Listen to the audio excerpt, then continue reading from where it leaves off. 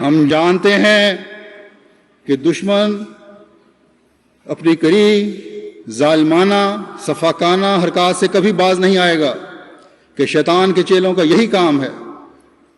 افسوس ہے تو صرف یہ کہ ظالم میرے پیارے رسول صلی اللہ علیہ وسلم امن و سلامتی کے پیغمبر محسن انسانیت کے نام کو استعمال کر کے اس ظلم کو روا رکھتے ہیں۔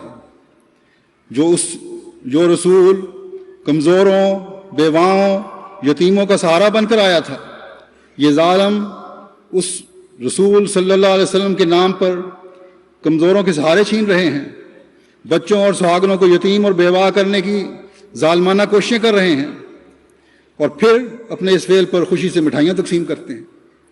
جو رسول انسانیت کی قدریں بحال کرنے آیا تھا، جس نے جاہلوں اور اجڈوں کو انسان اور باخدا انسان بنایا تھا، یہ ظالم اس رسول کے نام پر انسانیت کی معمولی قدروں کو بھی پامال کرتے چلے جا رہے ہیں۔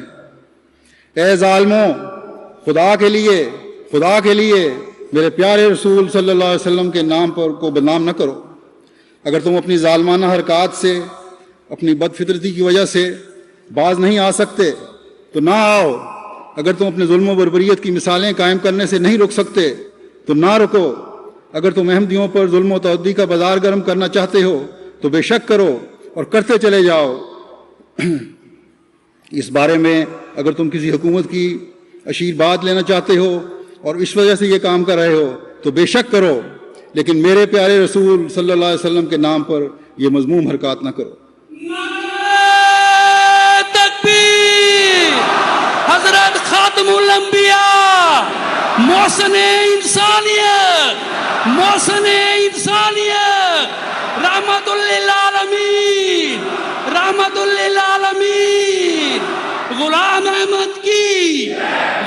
احمد کی خلافت احمدیہ، نعرہ